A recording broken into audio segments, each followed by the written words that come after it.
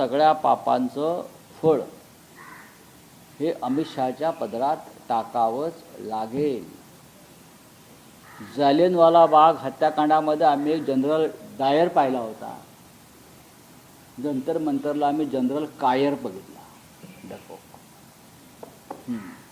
एक प्रश्न आता की आज शिवसेनेत हा विषय संपला नाही याच्या संदर्भात असं आहे की दोन मुद्दे समोर येतात. एक तर त्यांनी हे आदेश दिले का किंवा त्यांच्या पक्षात त्यांना न सांगता हे सगळं घडलं का?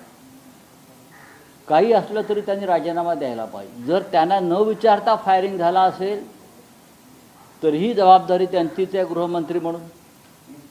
याचा अर्थ तुमचे आदेश पोलीस मानत नाहीत किंवा तुमचं लक्ष नाही, तुम्ही अकार्यक्षम आहात. आणि जर तुम्ही तो आदेश दिला असेल तर तुम्ही विद्यार्थ्यांना गोळ्या घालून ठार मारण्याचा प्रयत्न केलात.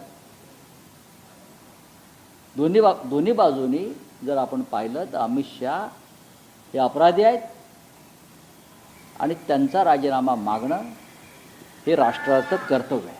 सर, प्रश्न असा पडतो की ज्यावेळी काल जितेंद्र सिंग सभागृहामध्ये बोलत होते त्यांनी स्पष्ट केलं की कुठेच गोळ्या चाललेल्या नाहीत असं त्यांनी ऑन रेकॉर्ड लोकसभेमध्ये नाही, ते खोटं बोलतात.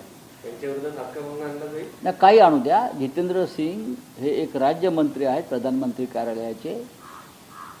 ते लिहून दिलेली भाषणं वाचतात. स्वतः ज्यांच्यावर गोळ्या चालल्या असे अनेक विद्यार्थी समोर आले, समोर आणले. आणि संसद मार्ग पोलीस स्टेशनमधली जी डायरी आहे, जनरल डायरी, ती खोटं बोलत नाही. तर डायरीची काय पानं समोर येतील आगामी काळात? 100% येणार आहे. ज्या पद्धतीने या सगळ्या आंदोलनामध्ये एक दगडांचा ट्रक समोर नाही. आणि आता असं आहे की मला कोणतरी सांगितलं की हे महाशय जे आहेत हे जनरल कायर यांना पुण्यात कोणीतरी कार्यक्रमाला बोलवलं आहे.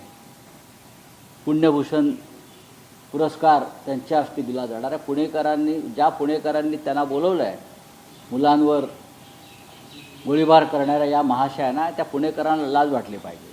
लोकमान्य टिळकांच्या नावाचा पुरस्कार असेल किंवा अन्य कुठला पुरस्कार असेल जे देत आहेत यांच्या हस्ते,